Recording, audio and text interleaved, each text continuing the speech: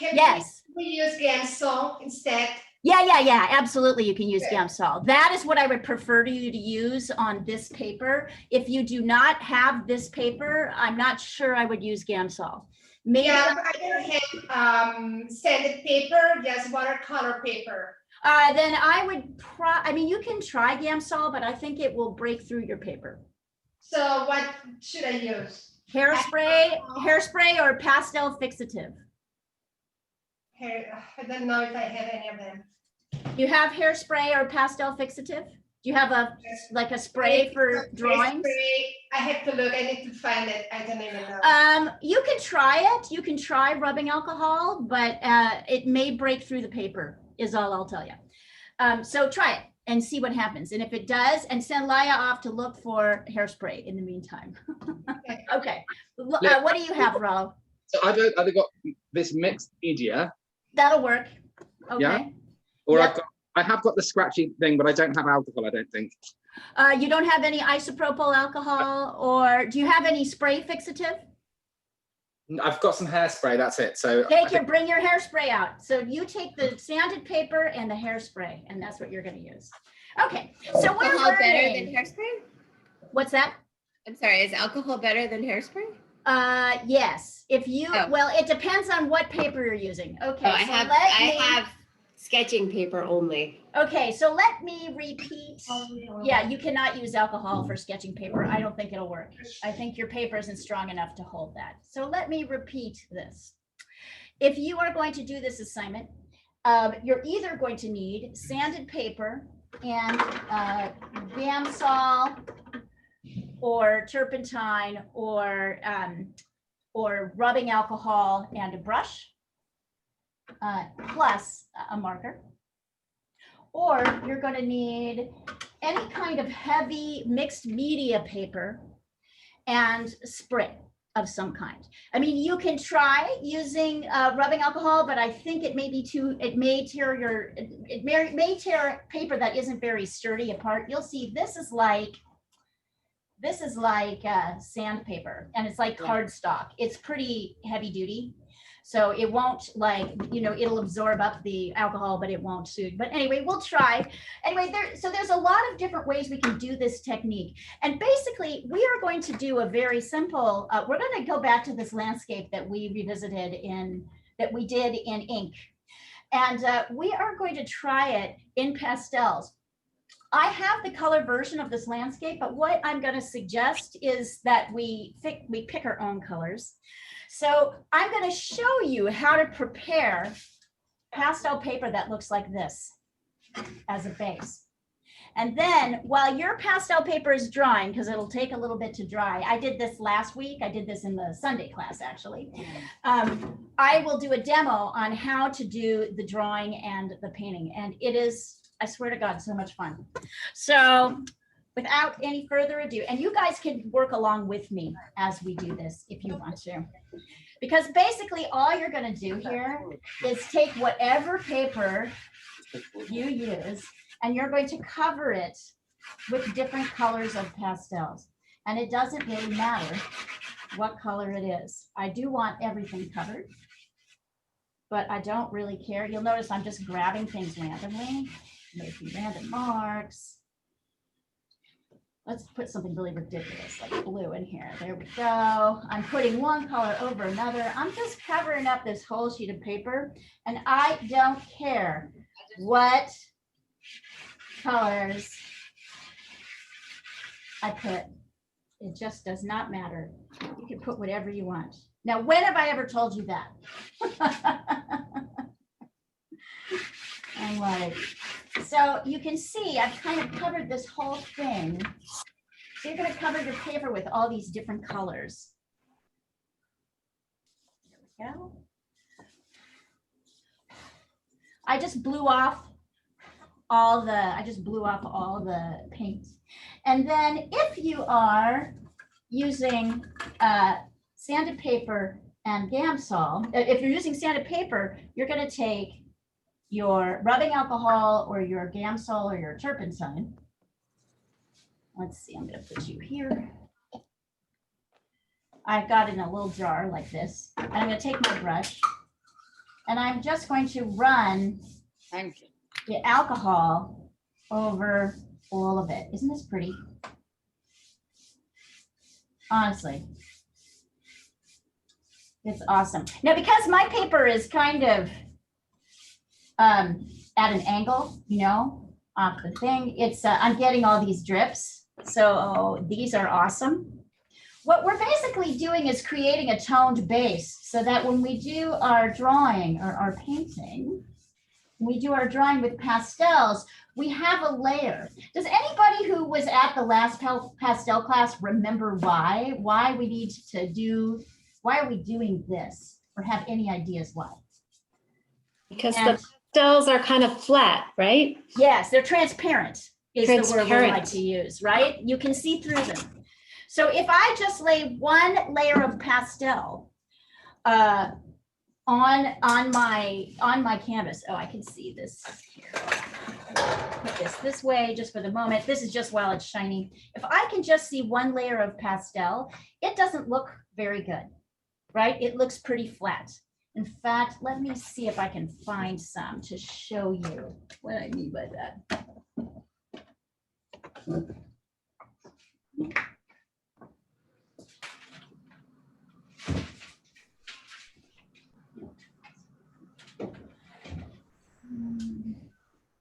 Well,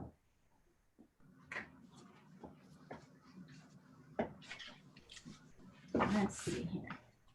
I can't find any unsanded, untreated paper I've got, but I've got this. This is watercolor paper. So I'll show you. If you, oh, that's wet. Well, whatever. This is wet.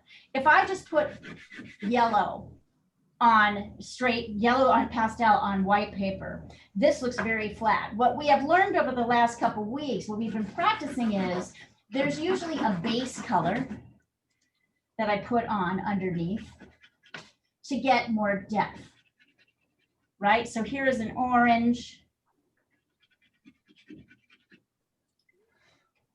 Here is an orange. So this yellow looks much more dynamic than this yellow.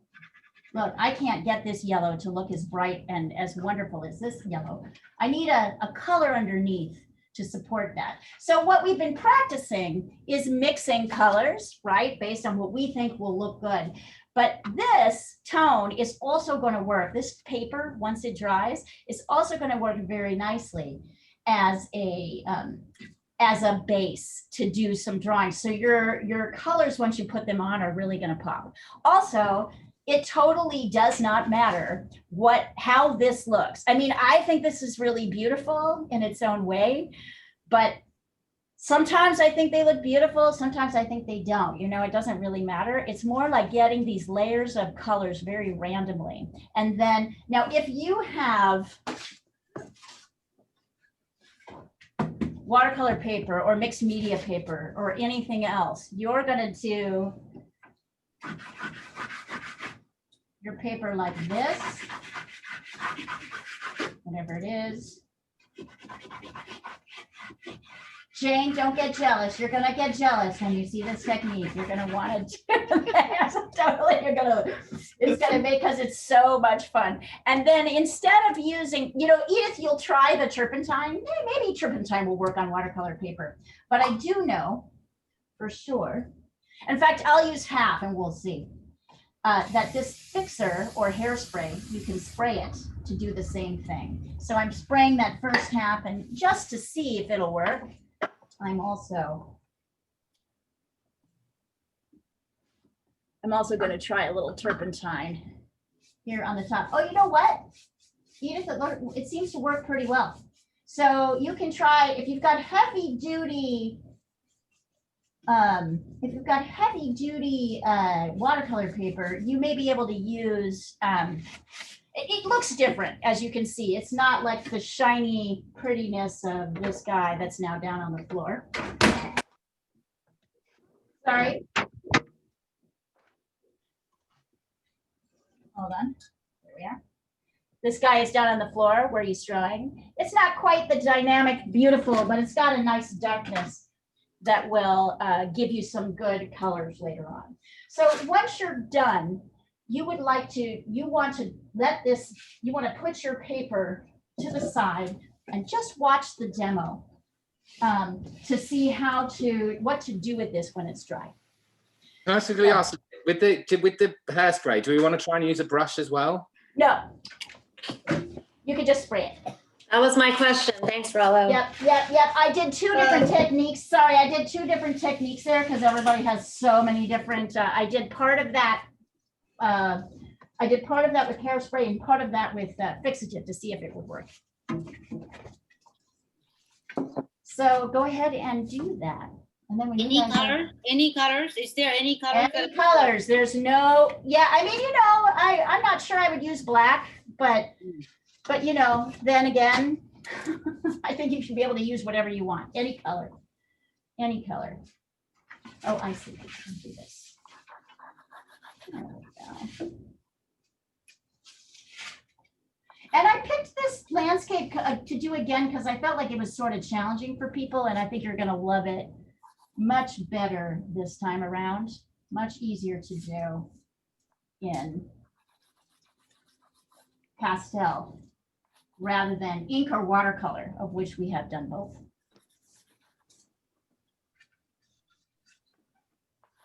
So, and then, yeah. So how is the lighting now, guys? Can you see it? Good. Better? Good. Excellent. We're That is a getting there. nice setup, Leah. It's a much better setup. It's going to be particularly when we get to painting, you're going to be able to see much more. So yeah, any color, anything, just random, whatever it is, layer it. You're going to get messy. Sorry. It's kind of fun. And then when you guys are ready,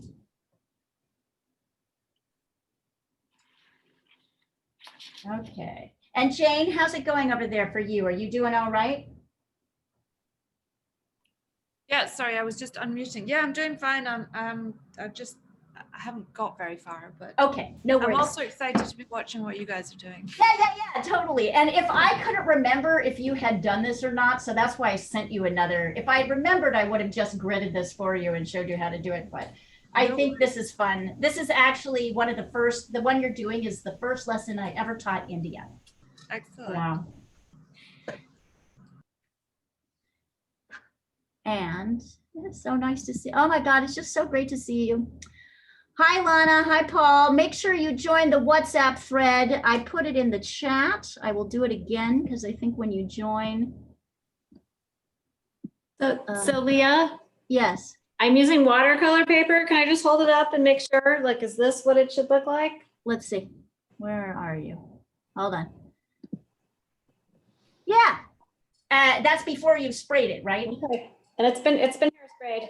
Oh, it's been hairsprayed. Okay. Yeah, it won't be the dynamic, colorful thing that this is. As you can see, this is a dried version of that paper, of that sanded paper. It's not going to be as, I mean, this is quite like a dramatic, but I think it'll totally work. The idea of this session actually, and what I'm hoping you guys will do is really get into sort of the fun of color. This is going to be a fun color assignment. You all are going to need a marker. So a Sharpie marker, a marker, any kind of dark. And if you don't have a marker, I think actually your ink pen will work as well. Your dip ink pen. So if you want to try that, you can totally go for that. But a marker is easier. And is anybody finding this kind of enjoyable? Always love it. People are very quiet. It's so nice. I mean, compared to last week when I was like, no, you have to mix your many colors. You have to put colors for each one. It's so hard. This is like kind of a relief, I think. And by the way, Lana, I had a great conversation with your Refinitiv higher ups. And it's possible Refinitiv may join us officially beyond you and Jessica. So we're very excited about that. While you guys are finishing this, I am doing what I always do. I am happy to give you this landscape in color if you want, but we're going to start with black and white. I think you're going to really like how this works. Once again, I'm trying to decide, do I want the tree? Maybe this time I do want the tree in to get that there. What I'm really doing is outlining the lights, the mediums, and the darks. So those of you who did this in ink and found it very frustrating, you're going to like this so much better. It's going to be so much easier. Okay. Yeah. You can choose to keep the tree in or not. So when you're done treating your paper, go ahead and let that dry. And then I am going to show you how, so basically what we're doing is creating a kind of mixed media technique. Just like when we use a pencil with watercolor, so you'll start with a watercolor sketch in pencil. The pencil kind of gives a little solidity to the watercolor paper, so the painting feels a little bit more solid. We're going to do something similar with this marker. So I'm going to start by sketching, let's see, a fairly simple landscape version of this landscape.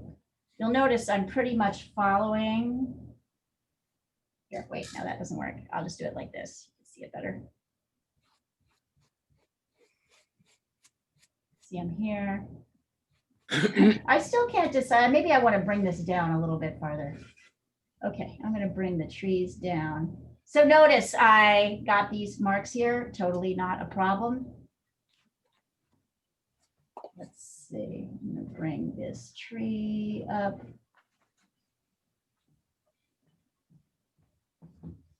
Like this. So here is where I want my landscape to start. And I'm kind of very sloppily, you'll notice, coloring in my back tree line, just dark like that. So this is here. And then I'm going to add in this bush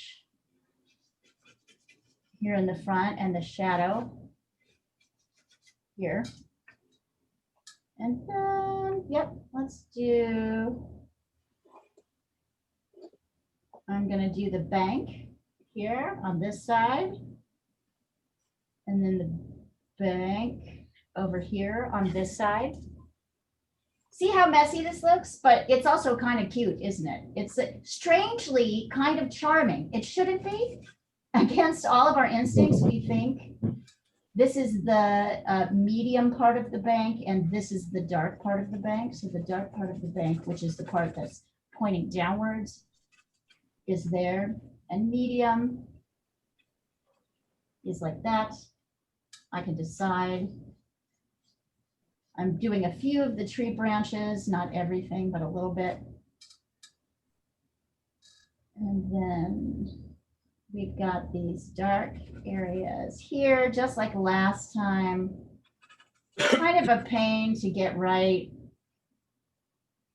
in ink.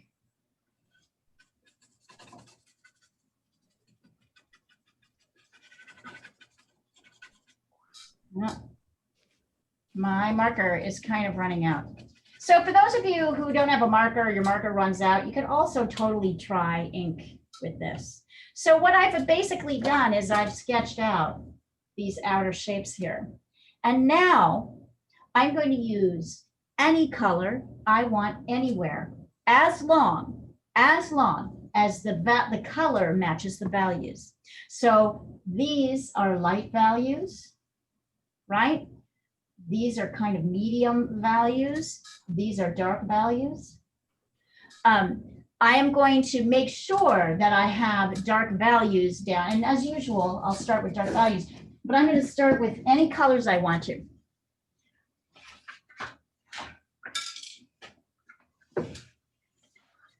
So just like Jane is doing and dealing with her, and I'm also going to use a little bit of my paper to test my colors to make sure. Ah, yeah, look at that. That's really great. So I'm gonna come in here and I can actually just lay pastel down. This blue pastel, kind of a dark pastel. Yeah, there. And notice I'm not even getting that detailed about it yet. That's gonna be my back tree line. Maybe I want a different color. Maybe I want like, I don't know, kind of purple. I'm testing to see what I like, what looks good. Oh, that's blue. The blue looks really nice on here because I've got this orange color. So unlike this kind of flat area, I've got a little flat area up here. So I'm going to show that to you, an area without color. So let's take a look at how that blue looks up here.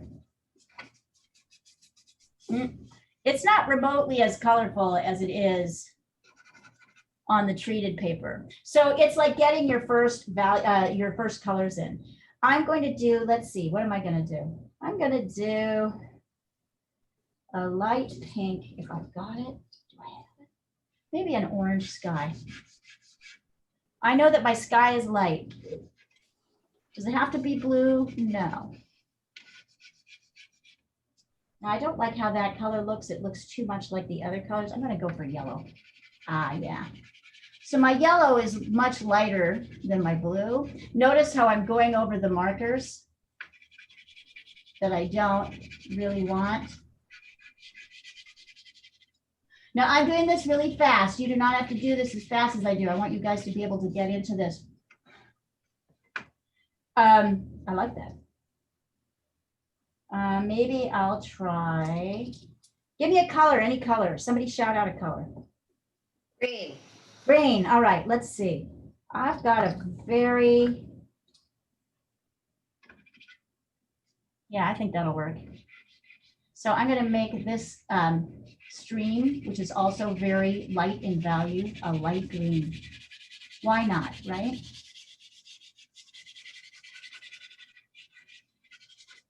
Okay, another color. Shout it out. Orange. Orange? Okay, let's see. And what else was there? I heard orange and what? Pink. Pink. Okay, pink. Yes. Okay, the pink, I know where this is going to go right away. So let's see. I'm going to put my pink as kind of a medium value right here.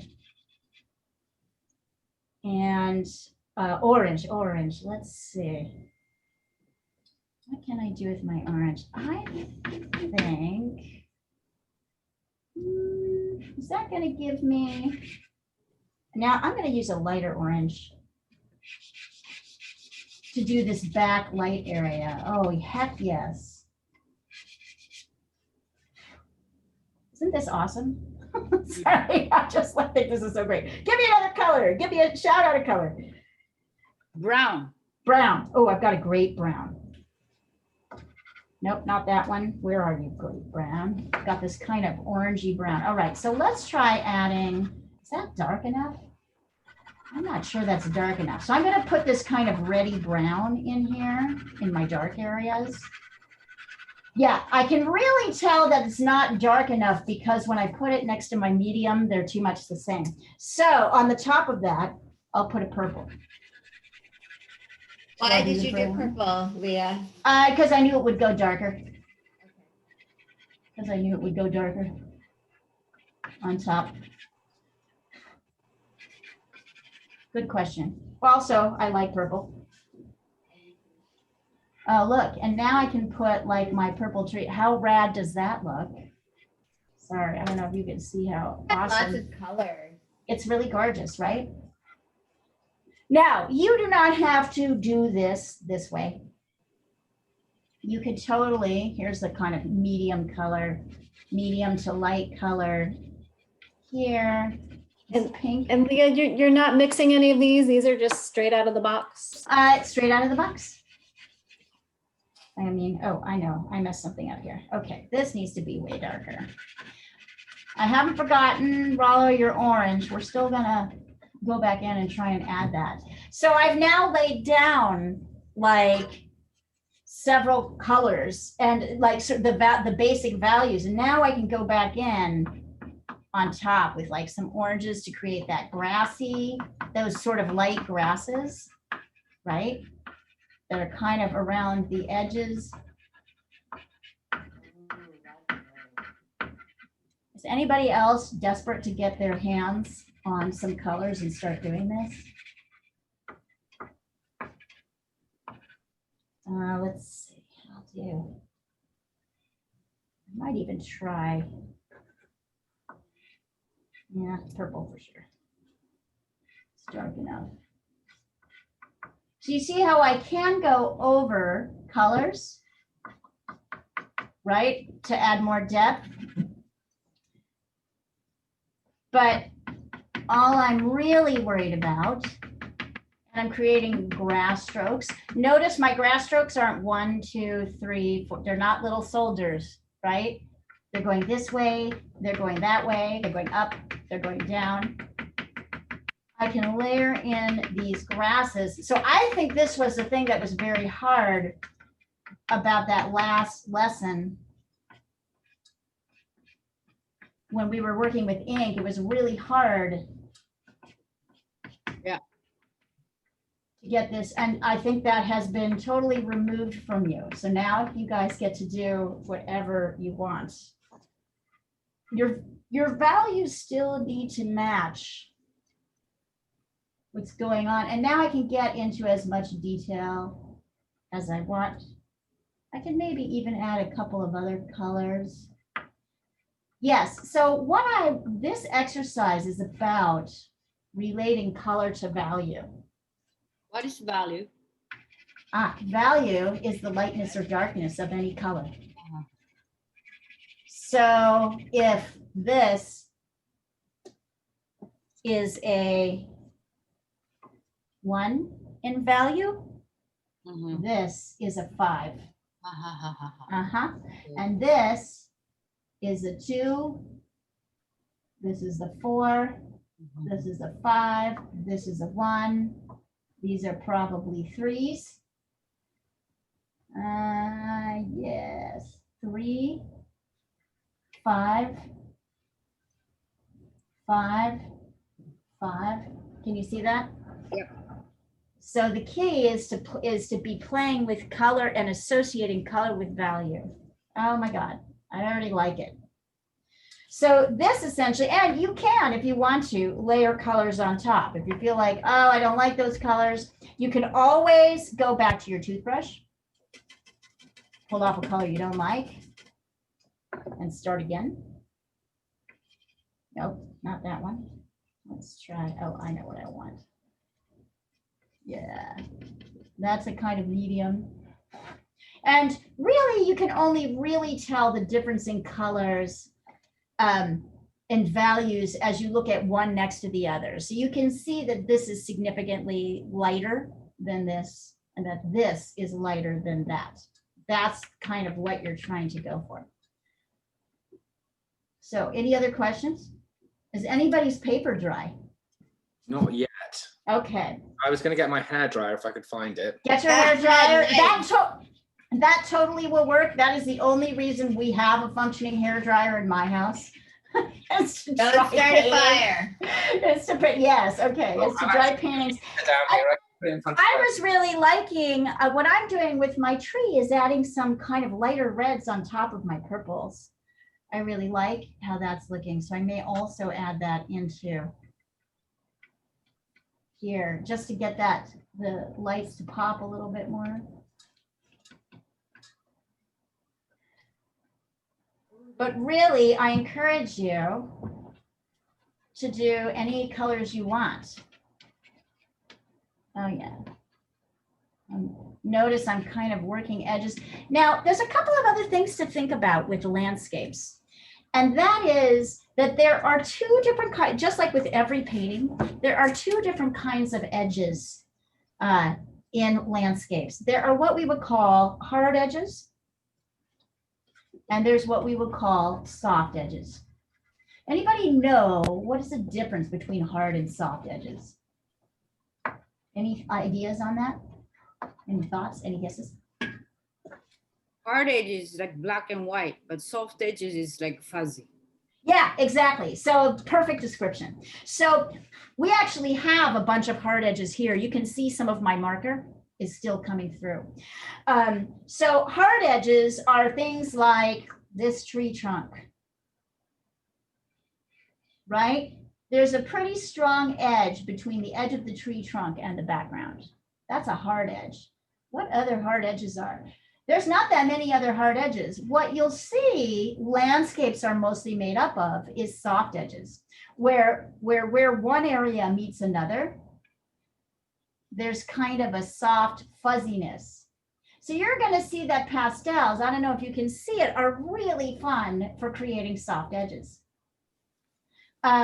These sort of little blades of grass that are coming up over the dark areas in some places, that's a hard edge. But this dark area here that we can see, this between here and here, this is a softer edge. This is a hard edge. The area between the bottom of the tree line and the grass, that's a pretty hard edge. It's not fuzzy, but most landscape edges are fuzzy. So one of the things that's hard to do in ink, which is much easier to do in pastels, is to get rid of those hard edges. So if I can do that here, see how I'm putting grass strokes, I'm almost covering the edge where medium meets dark so that you can't really see that line too clearly. Here, where the shadow where the reflection of the grass is like actually in the water, I'm creating this sort of soft fuzzy edge where there's a little bit of texture. You'll see it. It's in the sketch itself. So the challenge with landscape is that there's a lot of soft edges. So I don't really want to see, even though when I first sketched it out, when I did my first basis, I saw, and in fact, I'll redo it just so you can see it. I got rid of my hard edges before telling you what they were. I started with a hard edge because I wanted to get, right? I started with a hard edge between light and medium. These are hard edges right now, the way they're set up, but I want to make them softer. That's a pretty hard edge between this dark area and this lighter area. I want to get rid of that strong line between the two. So I'm going to take brighter colors and go right over the top of that line. I might take my finger and smudge that line. I want there to be a transition between light, medium, and dark, but I don't want to have to see it. So I'm using mark making to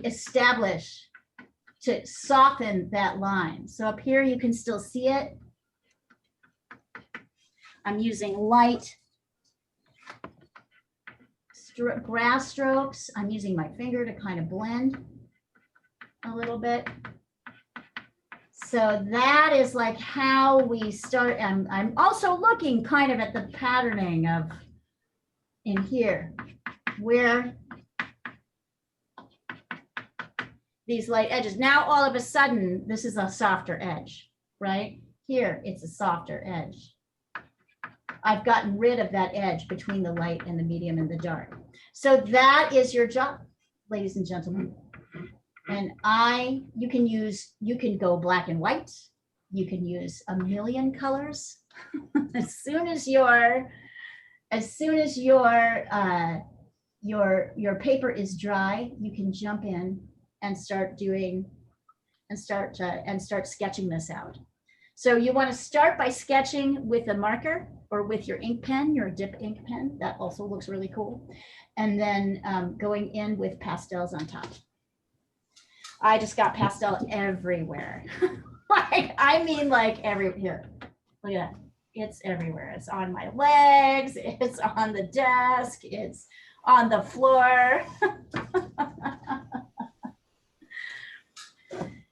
It is everywhere. Would somebody like me to send this across the thread so you can see it more clearly? So I can show you the real colors. Yes, please. I can show you the real colors of this landscape. Let's see. What do we do if we've gone too dark too soon? Scrub off with a pen, with a toothbrush, or spray it and wait till it dries. Okay. All right, I've sent that all to you. I got you. Oh my God, this looks so, I can show you, I did this just a couple of weeks ago for a different group, and I can show you how entirely differently this came out. I had a limited color palette. I did the same schedule here. Hold on, I'll get it so you guys can see how differently this goes from time to time.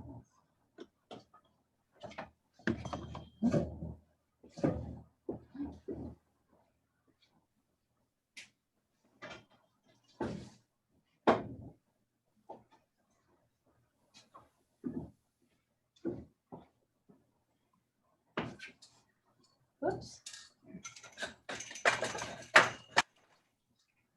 So.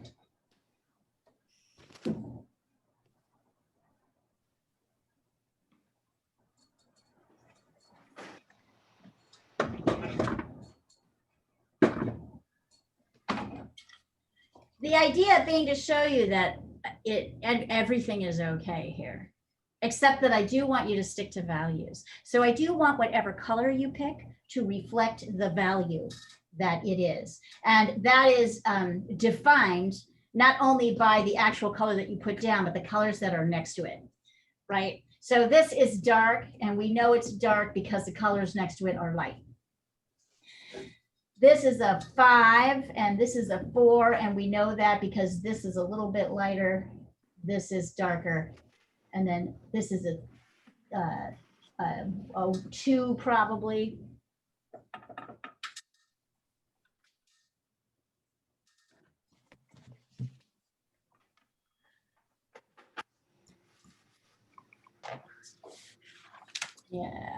Yeah, totally different.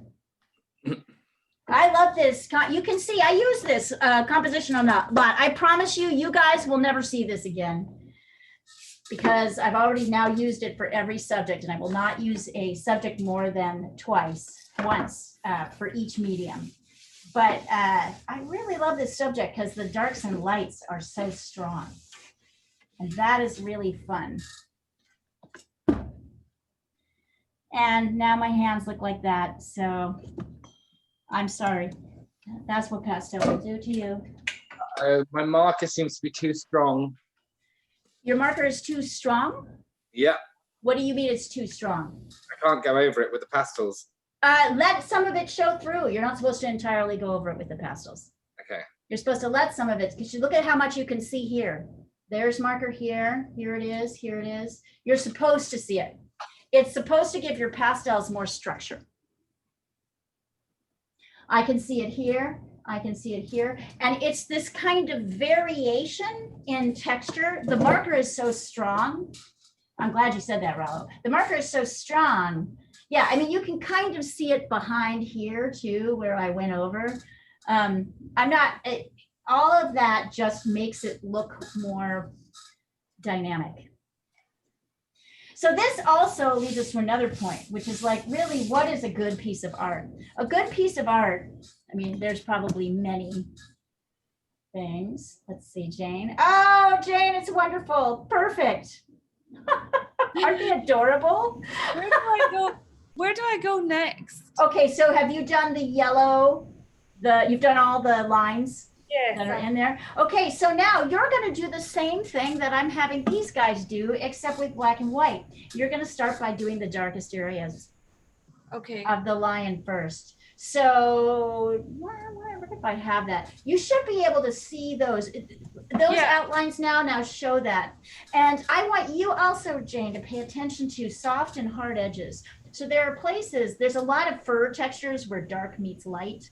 where you're going to need a soft edge, meaning you're either going to need to take your dark and scrub it into your light side, right, where the dark meets the light edge, to create a kind of fur-like texture, or you might want to take your eraser and put it into the dark to create light. But start by just laying out your darks. Okay, got it. Yeah. Thank you. That'll pretty much always be my direction for you. It's a little different. It's true. It's the same. Nope. It's the same with watercolor for me, and the same with, oh my God, I love this one. Sorry. Just stopped and looked at it. I'm like, when I'm in this state, I'm not even really aware of how it looks. It's only later when I can step back and look at it that I'm like, I kind of like that. That's sort of amazing. I'm going to get rid of some of this. So those of you who said to me the last time, I don't really know how to do a landscape. One of the things to know about landscapes, and we will get into them in much more detail when we start painting, is that most of the edges are soft. So all of our technique is, how do I create that kind of soft, what we would call a blended edge, where a light area meets a dark area. And that can be many things. That can be in the grass, there are light areas that meet dark areas. But from the tree to the sky, there is a light edge that meets a dark edge. Painting is about edges. It's about looking at every edge where light meets dark. In this particular case, there's a bush in front of all these trees. It's a little bit closer, and half of it is light and half of it is dark. So the question is, when I'm looking, always, I'm going around my whole paper, I'm always looking for edges. Where does a light meet a dark? And so can I create a sort of, and is that a soft edge or a hard edge? And if it's a soft edge, how do I create that? Do I do that with my finger? Do I do that with the edge of my pastel? I look at the picture to see what does that. When I look here, I can see that it's a soft edge, but this is kind of a, this tree has more leaves. So on top of this base that I put it on, I'm doing some sort of rounded shapes where the light meets the dark. You see how nice that is? See how all of a sudden this starts to kind of glow a little bit? That's what's happening. I'm working the edges, not really working the inside all that much. I'm mostly just working where light meets dark. If you do enough of those edges, the big edges and the small, and Jane, this applies to you too with what you're doing, you will see that everything is about working edges between light and dark. It's really, that's all it is that we're doing. And you start with the biggest light dark edges, like this big tree line, which takes up so much real estate, almost a quarter of this painting, right? That the edge where the trees meet the sky here, that's kind of an important edge. And I do this, and then all of a sudden, all this detail that I'm worried about back here with these grasses becomes unimportant. I mean, if I was painting this as a 10-foot tall painting, these areas back here would be more important and paying attention to them. But this is an 8 by 10 inch painting. It's not so big.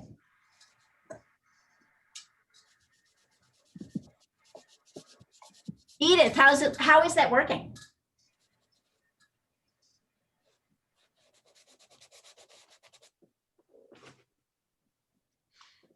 Okay. Awesome. My picture. I can see color even from the side.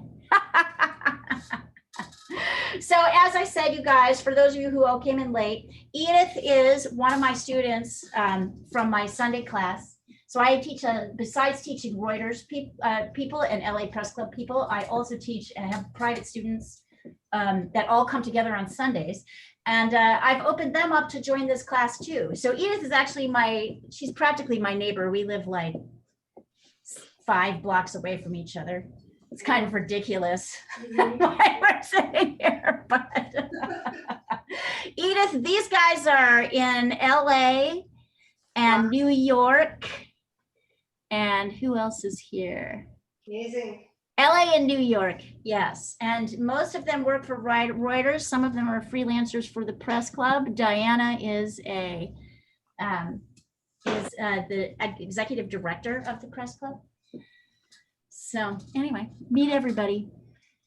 Hello. And I will, does anybody need to see this now? Would you like me to take this down or do you want me to keep this up? Keep this up. Keep it up. Okay, got it. I have a question. What kind of pink is that? That's Which one? I have 7. above the purple on the left-hand side. It's like a hot pink. It's No, like no, on the other side. this The one. pink. Yeah. This is like this orangey pink that also has some orange mixed in it. Hold on, let me find it. You will, whoops, sorry. I have the hot, Yeah. but that's a cold color, right? Oh, good question. This is a warm, yes, this is a colder color. Yes, good eye. Really, really good eye, Paul. Really good. Whereas this, what's this orange? Do you see that as warm or cold? That's cool. Yeah. Oh, this is warm. This is warmer. I would say this pink is cooler because it's got a lot of white in it. In the mix. I'm looking for the actual pastel stick.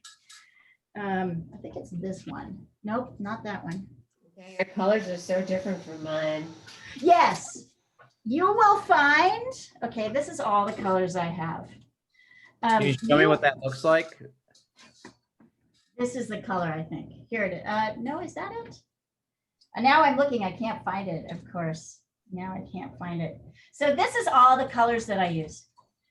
Oh, It's wow. not that many colors, actually. And it's kind of stupid that they're all thrown in here, but as I have shown you, I like to, yeah, I think this is as close as you can get to that pink. I don't know, Paul, I threw it back in and now I can't find it. It's here somewhere. Maybe it's here. There we go. Maybe it's this one. I think it's this guy. The point being with pastels, if you're a real pastel artist, if this is your main gig, you would have a whole box just of blues. You will find, if you want to get into pastels, that it's just a slippery slope. You'll spend a lot of money on Okay, colors. I have the warm and the cool here. Cool and the warm here. Okay, do you want me to take a look? Yeah, I think this is the cool. This is the warm. Let me see, hold on. I can't really tell till you've got your background on, so it's hard for me to see. Okay. And I can't really tell. Why don't you put it on a piece of the paper and show me? Do strokes of the one and the other. And are you just trying to guess for yourself which it is, cool or No, I warm? figured it out, but yeah, you can Okay, you can verify it. okay. We had a very interesting discussion in the last class about warm and cool colors. Right, so the warm is on I still can't see it, honey. If you've got your background on, everything but you disappears. You got to turn your background off for me to see that.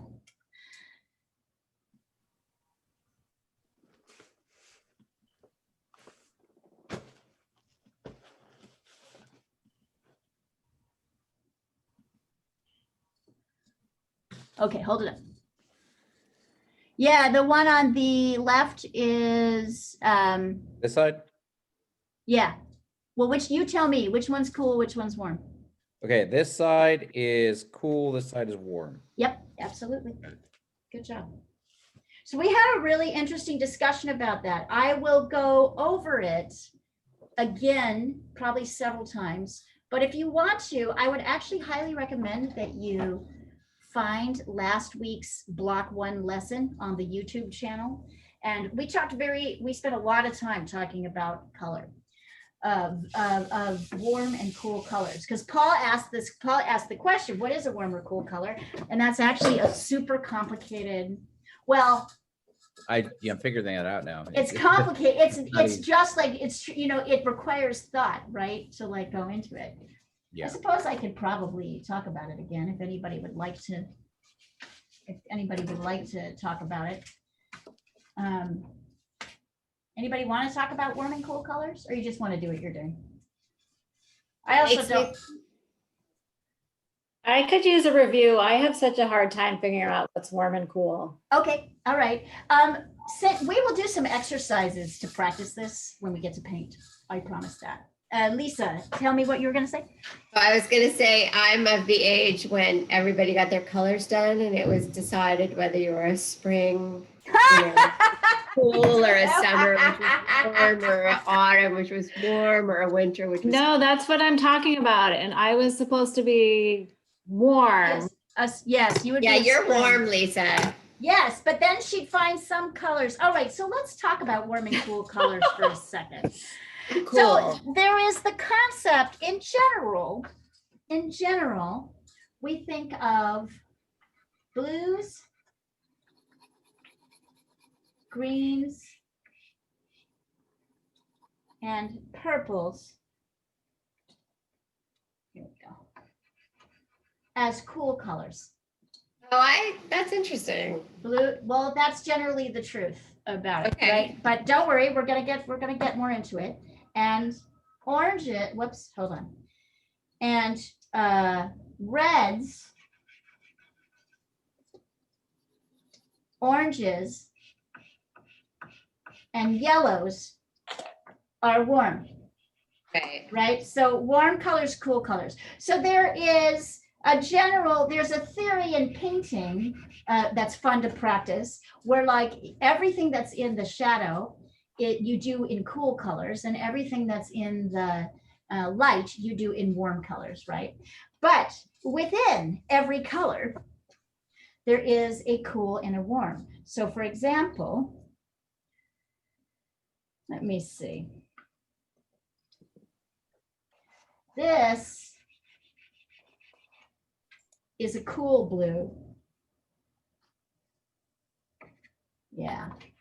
And this is a warmer blue. So this is a blue that tends more towards red or orange. And this is a blue that tends more towards green or even white. Okay. There are What about cool reds? There are cool reds and there are warm reds. See the difference? This one has more blue in it. This one has more yellow in it, right? There are, yeah, I might as well repeat this as many times as possible, right? Yeah. Because you can never get it too much. I think I'll develop some. Why does the green throw me, Leah? Because I feel like green is actually warm. Some greens are warm, some greens are cool. It just depends. This is That's definitely warm. no, this is cool. That's cool. This is warm. This is warm. Got it? See, this is hard. I don't know why it's so hard. Yeah. It's hard. It's hard to assess. It's hard. hard to assess. And for some people, it kind of comes more naturally. Other people really, here's another cool green. It's got white in it, so it's a little bit cooler. Here's another, that's a cooler green. Let's see, there we go. That's a very cool green. So yeah. That looks cool. Yeah, right? This looks cool. That seems warm to you. The reason that seems warm to you is I have some yellow in it. Okay. I'm looking for a good, okay, I think this is a cool yellow. Wait, here's a cool yellow. And then here's a warm yellow. See the difference? The cool yellow has more white. The warm yellow has more yellow and orange in it. So colors, and there are some colors that are neutral that could actually go either way, depending on what they're next to. So for example, I don't know if this one is, this color, this is a like kind of an alizarin crimson. It's like a sort of dark burgundy. This could be either warm or cool, depending on what it's next to. So like, I know it's just totally nuts. But in general, to think of these as sort of on the cool spectrum, these on the warm spectrum, but then each one has a cool and a warm aspect.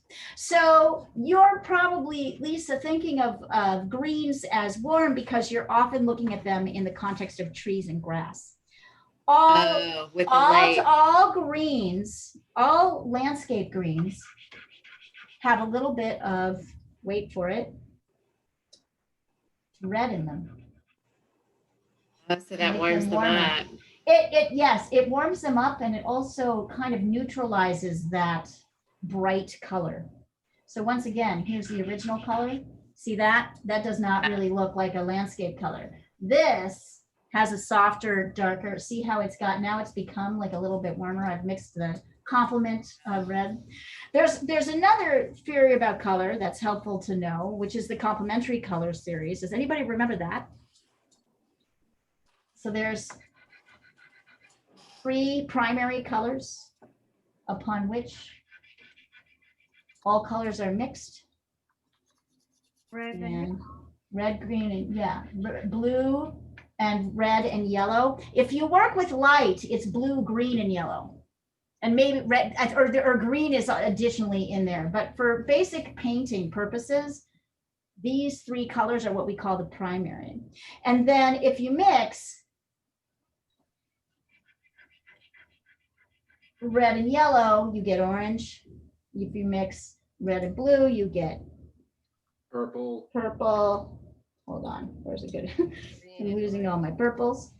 Here we are, you get a purple. And then if you mix blue and yellow, you get green, right.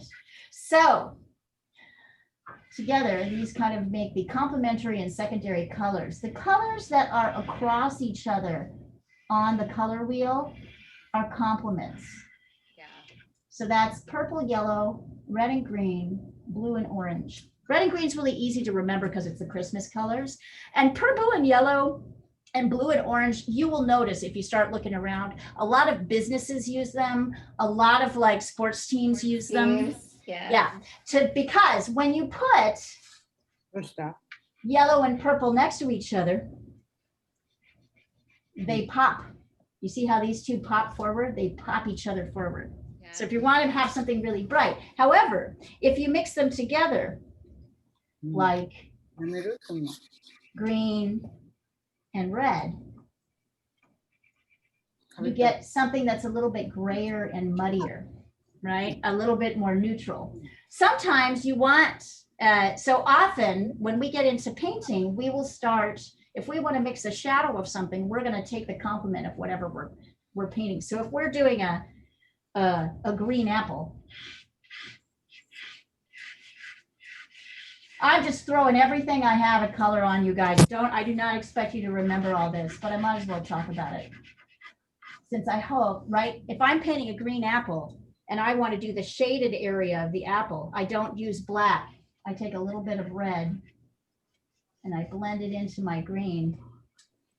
You can blend more green in on top of that to create a shaded version, right, of my green. I don't go in with black. This doesn't look right. That doesn't look right. I need to have a continuous color all through. Play my lights here.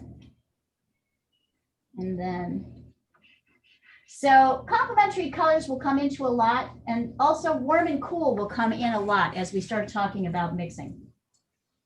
I remember something that years and years and years ago, I think it was about 8, and it was I was doing an art lesson, and this teacher said, if you stare at a color for about a minute and then look at a blank piece of paper, the opposite color will appear as a shade on that thing just by some sort of optic illusion. You'll see the counter color. Wow, Oh, that is a interesting. trip. I've never tried that, but I've spent so much time staring. Let's Yeah. see. Oh, Paul, that's fun. Oh, Rollo, that's so fun. I just have the black lines are a bit annoying. So, Rollo, you decided to switch the values of your sky and your trees. Yeah. Okay, so now I want you to, this is fucking awesome. All right, I love this. I absolutely love this. I'd like you to try again, and I would like you to try and do some, if you want to, you can try and do some of these, here, marks like this to get rid of some of those dark lines.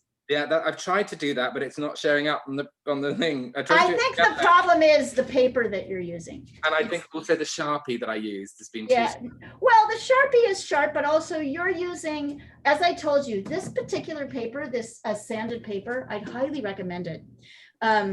It looks like I said. I've got some of it, but I thought we couldn't use it if we didn't have the alcohol. Oh, no, you could have totally used it. Why don't you try this again? Why don't you treat another sheet but just spray it with hairspray? I'm interested to see how what you think of the shaded, what do you think of the sanded paper versus the mixed media paper? Part of it is the paper that you have. That's part of the reason. This will suck in more. So most of my pastel work is done using this technique. I do a lot of work for greeting cards and a lot of work for like sort of prints. And I love the combination of these two things, the marker and the pastel on this textured background. I really like it. And you can see how fast it goes. I might just quickly go and see if a neighbor or anyone's got some. Don't worry about it. No. Just spray it. It'll work. It'll work. It'll totally work. Yes, I'm sorry. I did not realize you had the sanded paper. Spray will work with the sanded paper.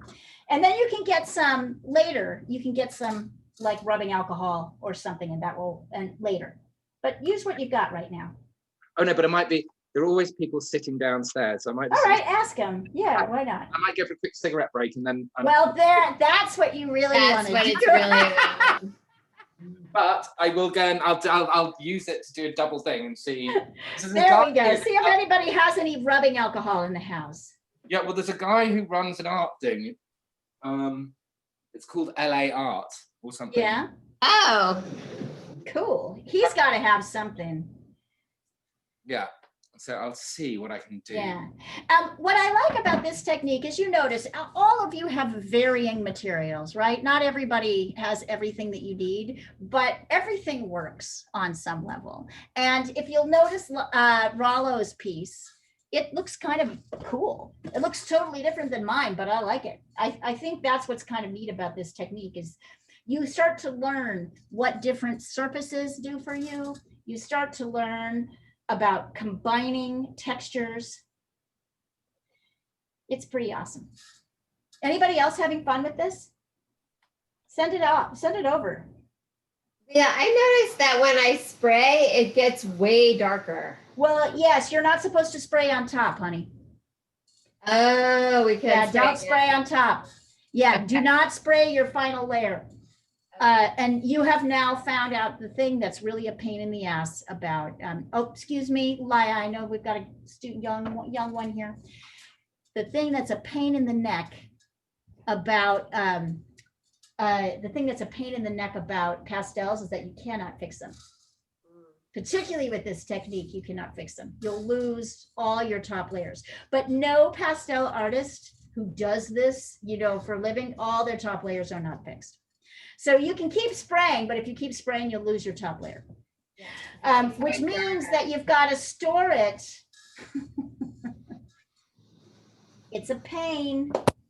You have to store it. I like to store my pastels in sheets, in plastic envelopes. I can show you.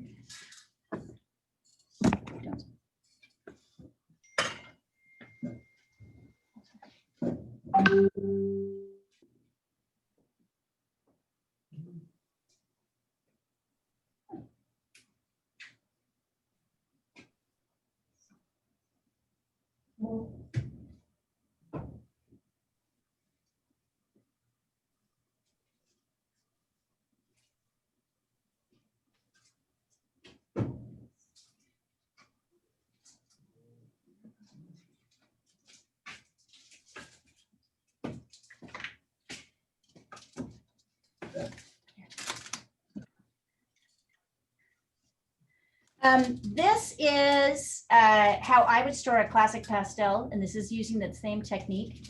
It's actually a fold up, it's a plastic sheet. and you can see it actually attaches. And I've got a little piece of cardboard here, and then here's the paper. But every time I pull it in or out, it still can smudge. You can see it still smudges. It's not fixed. Oh, that is dirty hands.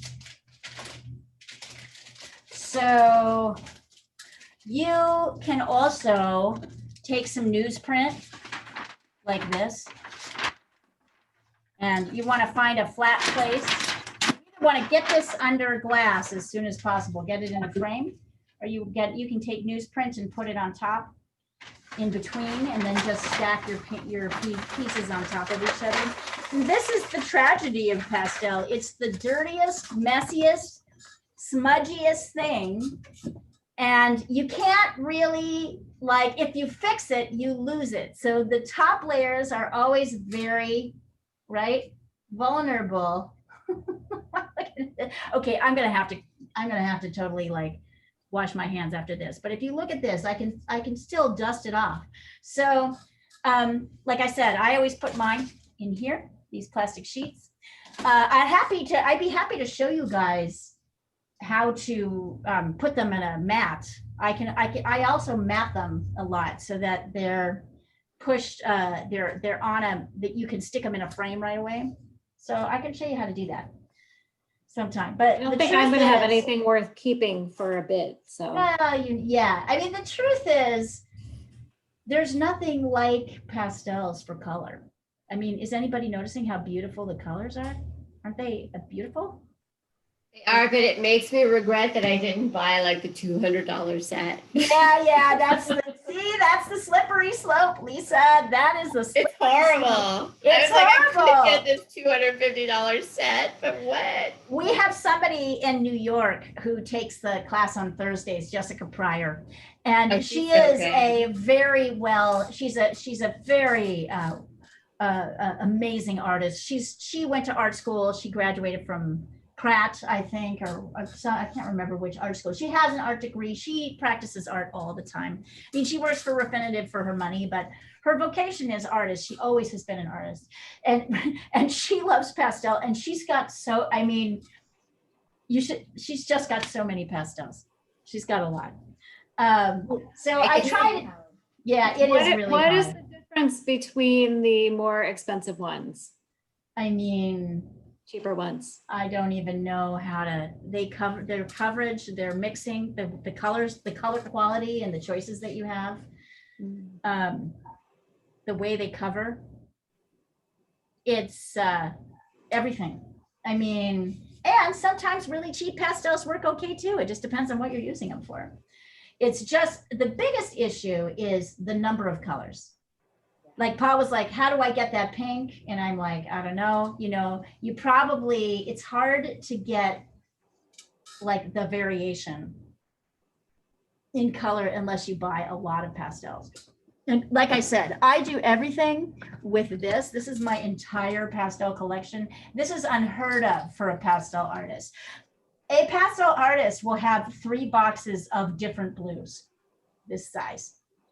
I know because I hosted a pastel workshop with a pastel expert, the person who taught me how to do this actually, in my studio once. And I had this tiny little box of pastels, and everyone else who came to the workshop literally took up their own table.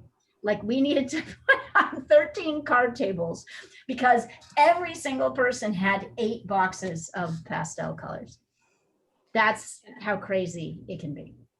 And then what about oil pastels? A totally different animal. Okay. Not my thing. I can't show you anything about it. I don't know how to use them. I have had people use these techniques. Oh, Kyoko, that's looking good. Edith, oh my God, I love it. Paul, nice, but you're getting a little bit too much. I want your darks to look darker, Paul.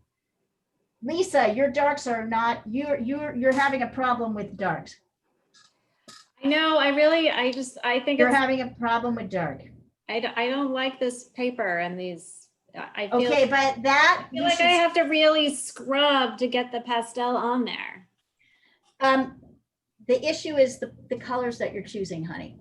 not the pastel. I mean, yes, that's probably true. Oh, But- come on, Leah. Can I blame the paper? You cannot. You cannot. You have these are look at. I want you to look really closely. I'm on your side, Lisa. Yeah, sorry. Sorry. So I want you to go over these colors with darker colors. Actually, get your darks darker. Go Okay. over that tree line. I don't know what's happening there. It's like a smoggy. So that's why your painting looks flat right now. Ooh. Okay. Ooh, Kyoko, that's looking interesting. So Kyoko, still be careful. I can still see your edges here, right?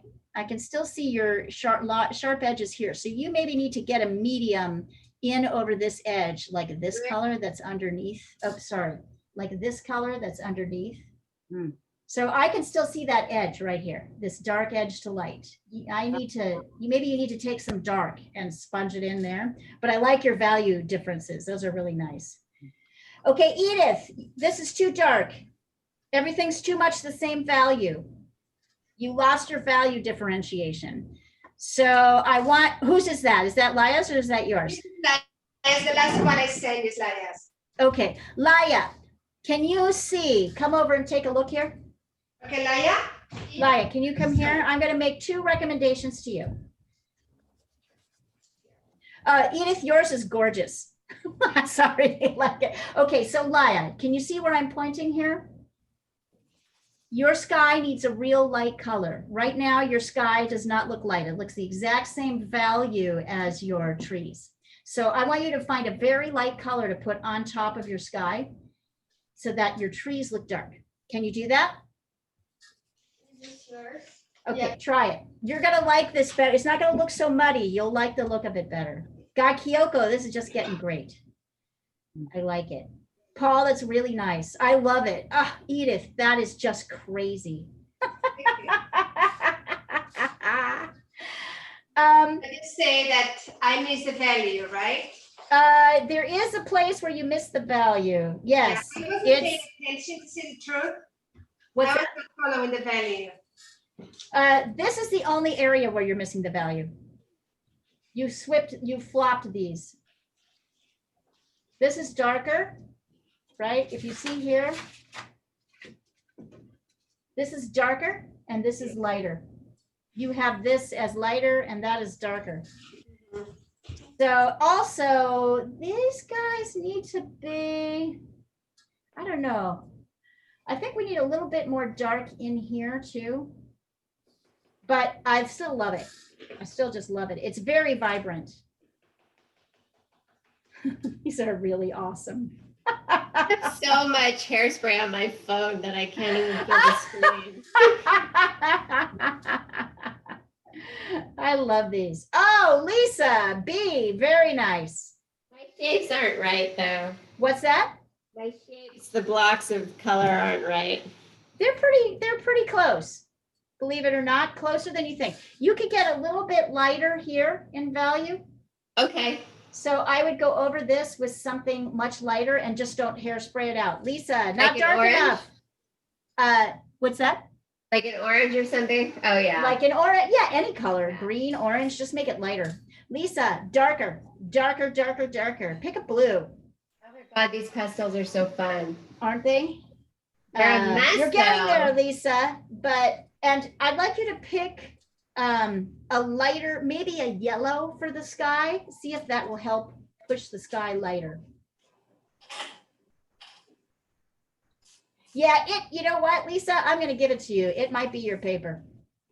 Ah, You now have the sanded, see, look at how nice the sanded paper takes things. It's so pretty. My papers are crap too. Oh, Kyoko, this is wonderful. I really like how that's coming along. Okay, so to me, Oh yeah. I like it. I love it. I love how spare it is and very nice work down here. Very nice work down here. I like that. Try doing the same thing on the top edge too.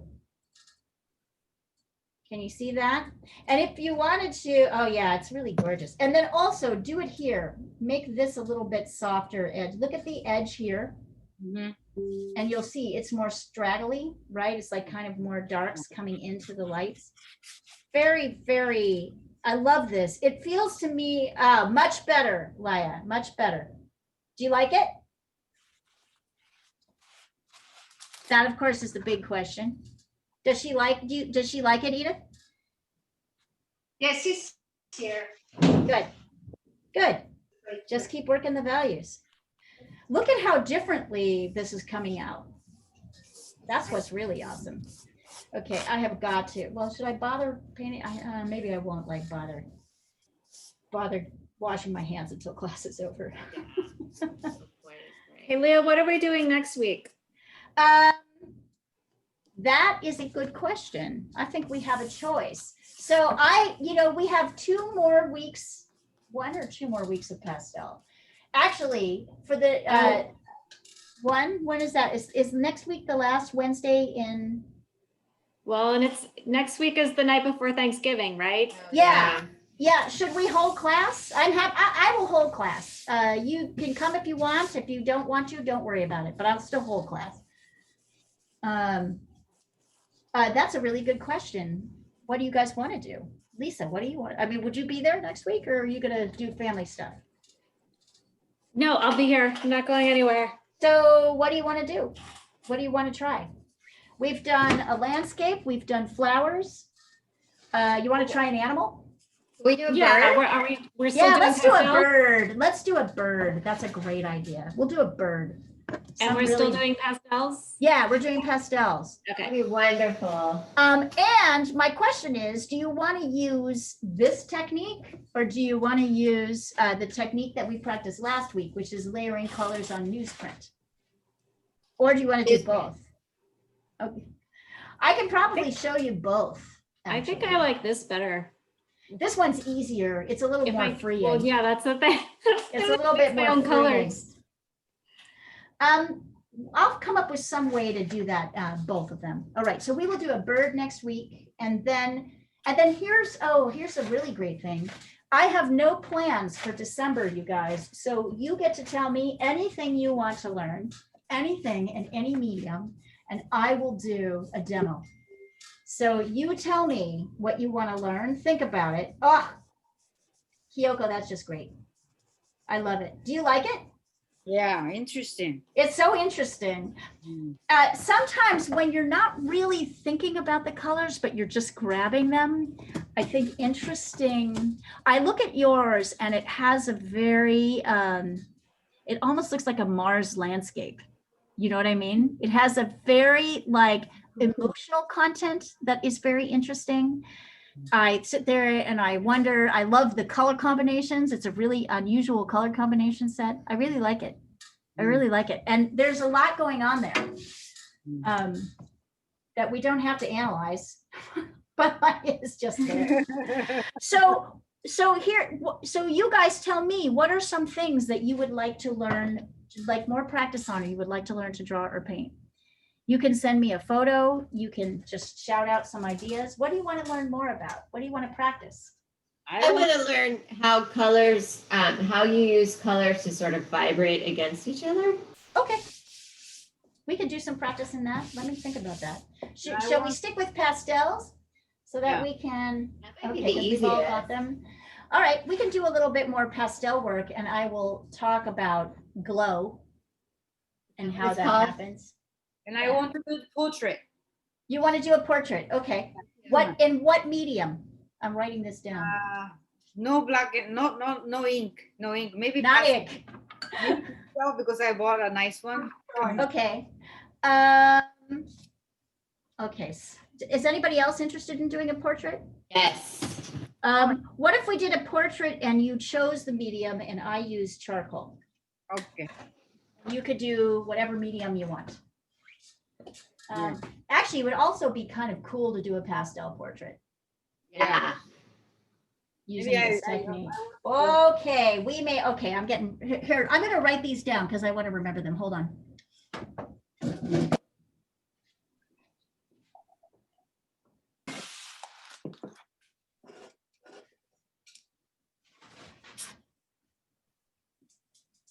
Boy, our pastel's messy. God, so messy. By the way, Lisa and Diana, that was a great webinar on journalism and stress yesterday. Really, really good. Thank you for coming. I really Oh. appreciate it. It was really, really good. Yeah, well, the speaker is great and knowledgeable and very passionate about it. And a few people mentioned how she just is she's so good at that because she just sounds empathetic. Yes, yes. And it's true that like this has probably been one of the most stressful years to be a journalist since I've been alive. I cannot even imagine how you guys are coping with people basically telling you you're lying all the time. Yeah. That's hard. That's the thing. It's hard enough. Yeah. And then you put all this work into it and then people don't believe you. It's like, geez. That's the point. Yeah. And they Really? trash you. I know. I mean, I remember getting yelled at when I was a journalist for doing things that people didn't like, but nobody ever challenged me on whether I was telling the truth or not.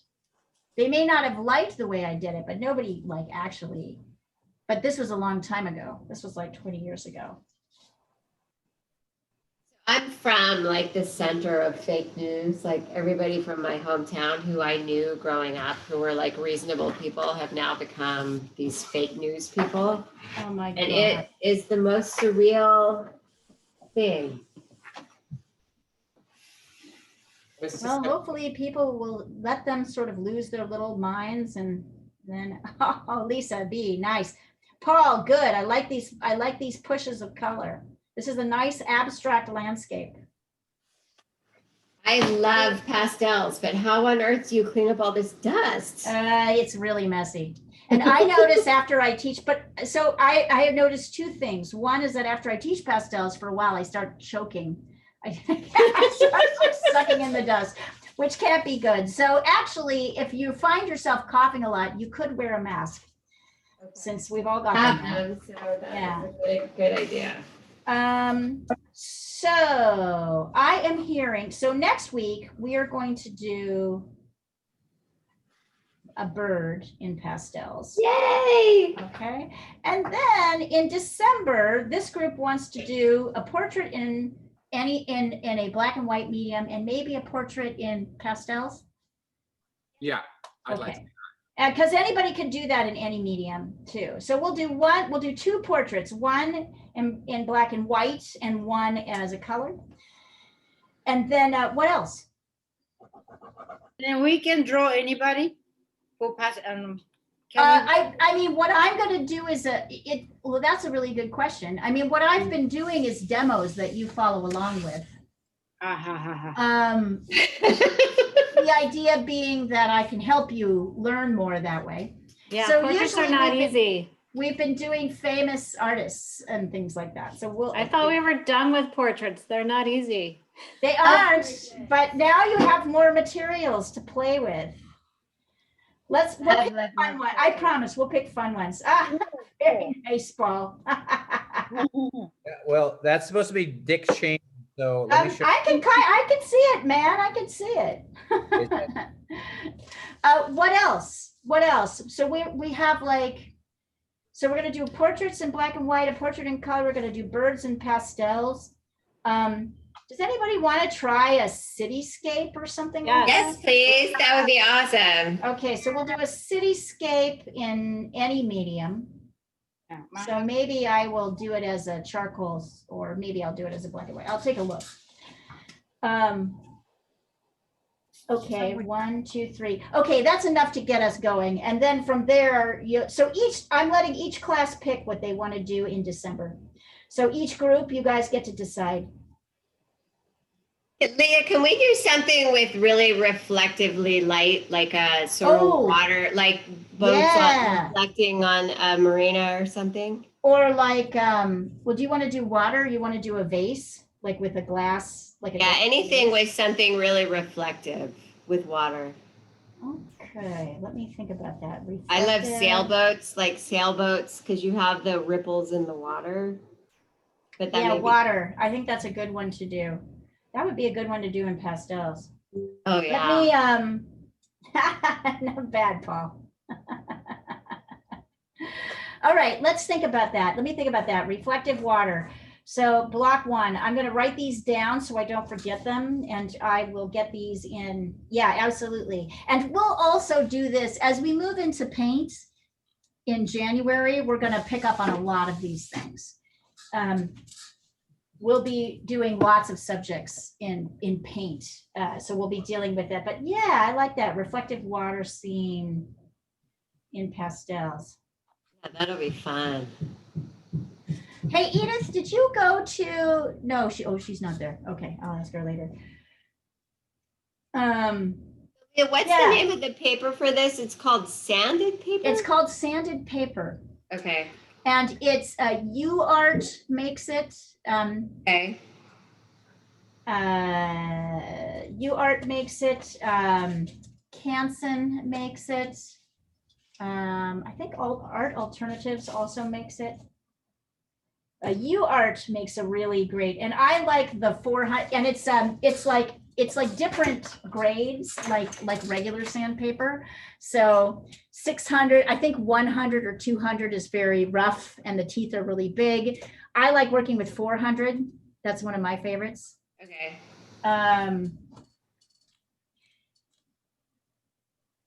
You can get black sand. I actually have a whole bunch of black sanded paper, which I ordered accidentally. That must be so neat. Yeah, I could. Yeah, I'll show you next week. Maybe I'll show you next week on black sanded paper. That'd be kind of cool.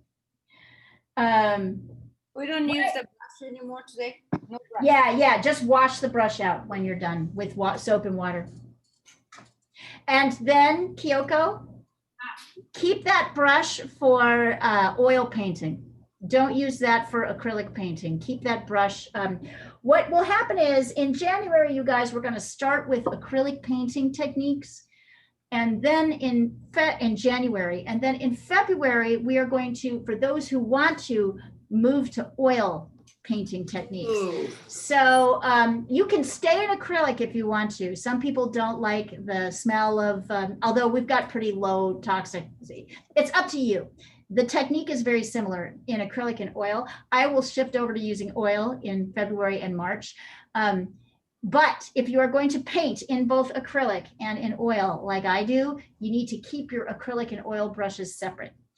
You can take a acrylic brush and turn it into an oil brush, but you cannot take an oil brush and turn it into an acrylic brush. The mediums will cause the paint to deteriorate.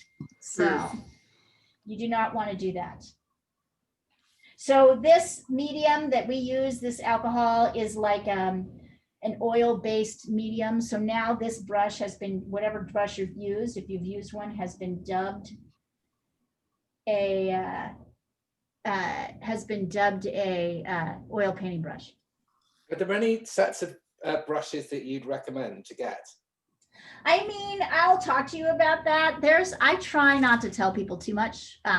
For me, it's more about shape than anything else. So I will prepare I'm getting some materials ready, and I will make sure to do that before December so that you guys can start shopping around for materials for painting. Yeah. I mean, the big thing that I recommend that is hard for people to swallow, or the idea is here, I'll show you, hold on.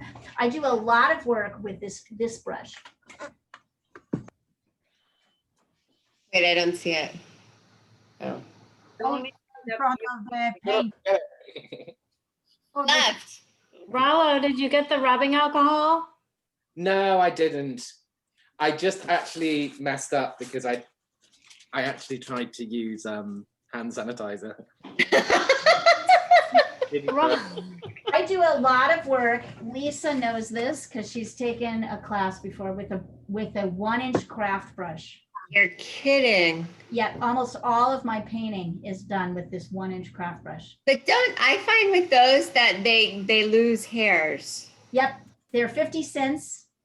And or $1, maybe $1, they're super. I have a bunch of them, a ton of them. And when they wear out, and sometimes when they wear out, I love them. I use them for different techniques. They help create soft edges, but almost all of your painting is going to be done with this.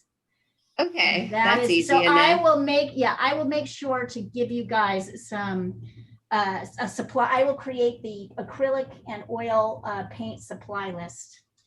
For those of you who have oil paint who don't want to work in acrylic paint, you can pretty much do, the techniques are very similar. The main difference is that oil doesn't dry right away. So you have to wait in between layers. Acrylic dries in like 10 or 15 minutes, very quickly. So you can just keep mixing and layering paint on top of each other. But there's a point where you have to stop with your oil paint because you'll get too much mud. Right, I work in both. I am working a lot in oil right now because I love oil. It's so rich. It's Yeah, wonderful. it really is. That is very fun, Paul. I Anybody love else? the Dick Let's see what Cheney. else you got. Hey, Rollo, what do you think of the sanded paper? I do like it. I just made a confession while you were away. What's that? I tried to use hand sanitizer. That will not work. Just spray it. Just spray it. That's all you need It to makes do. sense. Just spray it. Yeah, I understand the logic, but it's too liquidy. It'll totally tear apart your thing. Yeah, it's rubbing alcohol, isopropyl alcohol, Gamsol works, turpentine works, spray fixative works, hairspray works, but I don't think hand sanitizer will work on your painting. Edith, what are you doing over there? I see you sitting and looking contemplative. Listening to all you say. Just sitting and thinking. So I finished my drawing. It's okay now to use hairspray, just like as a finishing touch. Mm-hmm.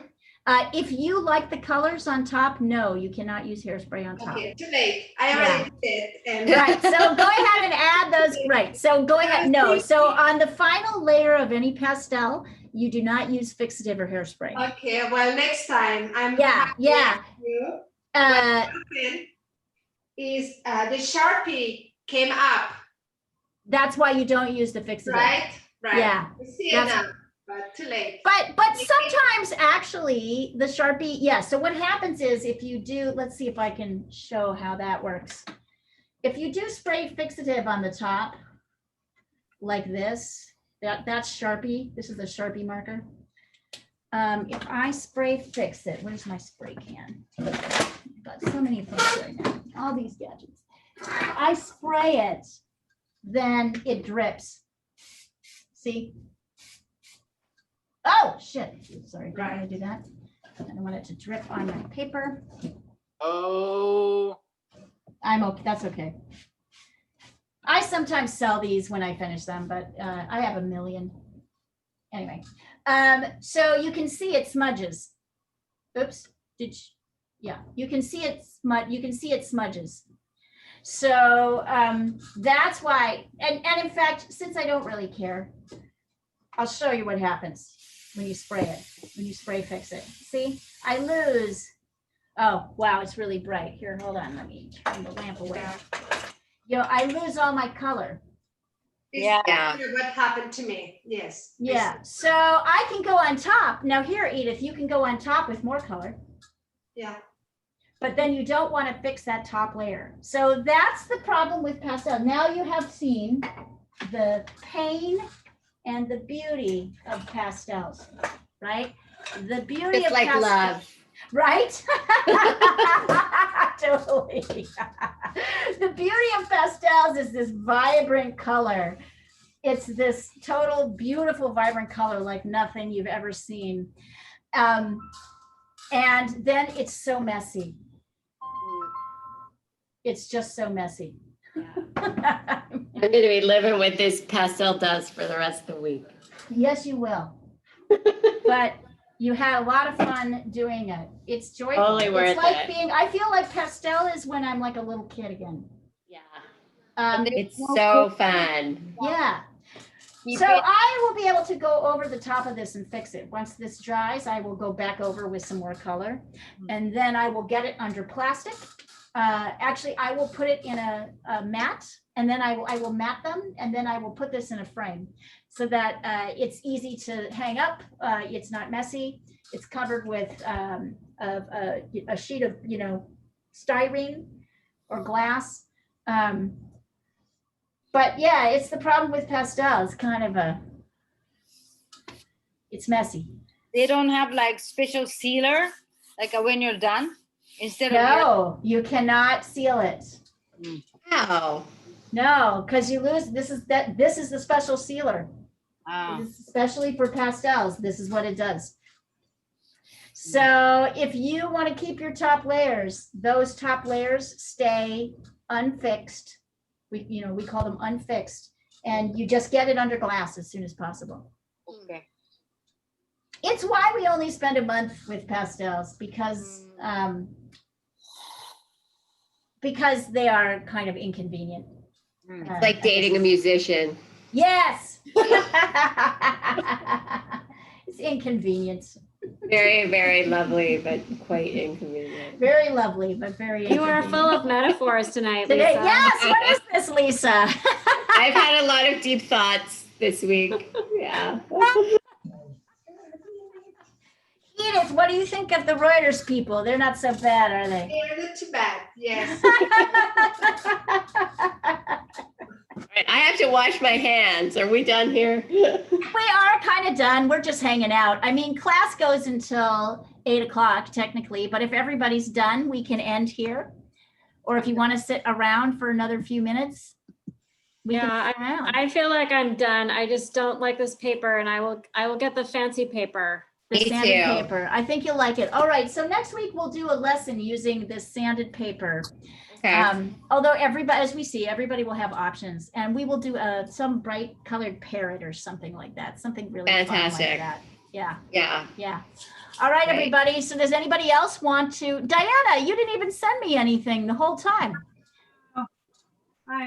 I'm out of source. I'm doing an underpainting that's not going my way, but I can send it anyway. Send it over. Yes, please Let's do. see. I have an idea. There was a woodpecker that was only seen this week, a really rare woodpecker. Can you send me a picture? What color? I can't remember, but I remember it looked really amazing, and it was like the first photograph of it this week or something. Oh, right. Can you Oh, get a how can you fun. get a copy of that, Rollo, and send it over? I Yeah, if I gladly can take find that. it. Yes. My please dad do. has wood siding on his house, and we have a woodpecker, and that Oh, thing Diana, drives this is us great. all crazy. This is great. Is this Charlie? Nope. Is This is it's a commission. Oh, This is is looking that great. your favorite doggy? No, well, I because I have a German Shepherd and I've done a few dog portraits now. Suddenly, people are asking me left and right if I can paint their dogs. Yeah, Diana's starting a little side hustle. This is wonderful, Diana. I love this base. This is a What great a base. sweet doggy. I love this. Edith, take a look at this. I'd love you to look at this because I love how Diana uses color. Yeah. If you check on the thread, you'll see that what she just sent through, this underpainting. Isn't that gorgeous? This is really Wow. an amazing underpainting. Dan probably doesn't like it because it feels too dark to her, but this is the beginning. This is a beautiful beginning. Your light colors are going to sit beautifully on top of this. And this is pastel, right? I like his little orange tongue. Yeah. Diana, would you do like a series of pictures that show your paintings as they go from one process to the next? Do you have pictures of this before, Diana? I did the last dog portrait I did. I sent the different stages. Do you still have that? Can you resend that? I have it. Yeah. If you would resend that, that would be great. I love Diana's process. Diana is also somebody who went to art school, who has pretty strong training. And what you find after you kind of get the basic training is that you can get pretty flexible with color, right? You can get kind of flexible. So she's got a lot of really wonderful, makes a lot of really wonderful color choices. Is this picture done with pastel, Leah? No, she's working with acrylic paint. Acrylic. Okay, thank you. Oh yes, that's right. The blue doggy that goes up. Yeah. Watch this. This is a great base. This is the first layer of paint on the blue doggy, and then And that's the second. Oh, wow. Oh, wow. isn't that This great? is so helpful. Isn't that great? Yeah. Oh, wow. So on the first dog that you sent, that dark blue, like around the eye, Diana, that went in last, right? Yeah, and then I'm going to send you the ready. Okay. This is so helpful because I love the way you layer Can't color. find this bloody wood. Yes. I So thought- we're going to practice this Oh my technique. goodness. We're going to practice this technique. You guys are going to learn how to do this. Diana is Oh, painting, great. although Diana's color choices are totally her own. This is how you build a painting up. It starts with this very sort of blobby, right? Like light, dark value in one color. And then you start layering other colors on top and it looks just amazing. Mm. So Diana, thank you for sharing that. I always love. And then Diana does have a sort of very nuanced sense of color. However, notice her lights are light values, her mediums are medium value colors, and her darks are dark values. So she maintains her value differentiation, even as she's picking many different colors. If you'll notice, one of the things that Diana does that I really love, it's particularly in here, is that her midtones, which are the colors between light and dark, here and here and here, she switches them out. So in the shadow areas, they tend to be cooler and bluer. Oh, And yeah. then other shadow areas are kind of oranger. Oh, yeah. So she really has a great, and this is because her color sense is so good that she's able to do this effectively. Just throwing any color doesn't work.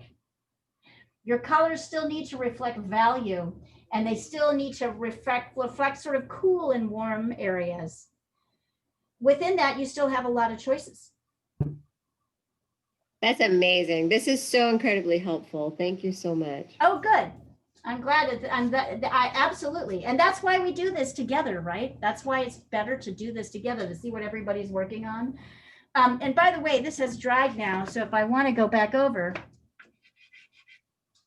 my yellow looks really super yellow. Oh, yeah. That looks So I can nice. go, right? Oh, So I can go back over. And I love that against that blue. it looks really nice. So I can go back in and start to find my value differentiation again with this top layer. But if I spray it, I'll lose it. So I want to make sure.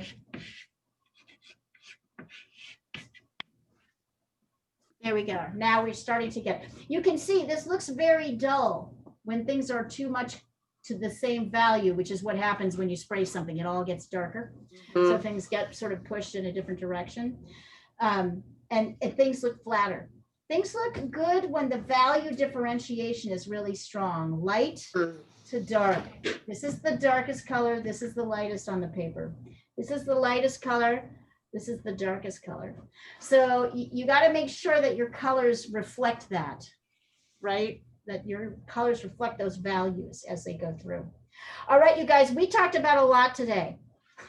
We really Great did. class. Thank you. We did a lot, and I love what you all did. Has anybody not sent their stuff in? Okay, there is a class tomorrow at 9 a.m. West Coast time. 8 a.m. West Coast time.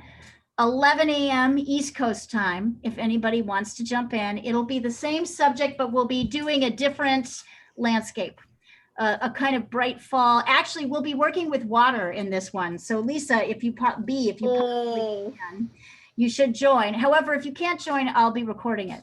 Oh, excellent. Is it just on the website then? Yeah, there's on the Work for Art portal, there is a link to my YouTube channel, which has all the classes, all the recorded classes. Thank you. I've got to go to a bloody I'll do hospital. that this weekend. Yeah, yeah. All right, you guys. Well, great work, everybody. Wonderful work.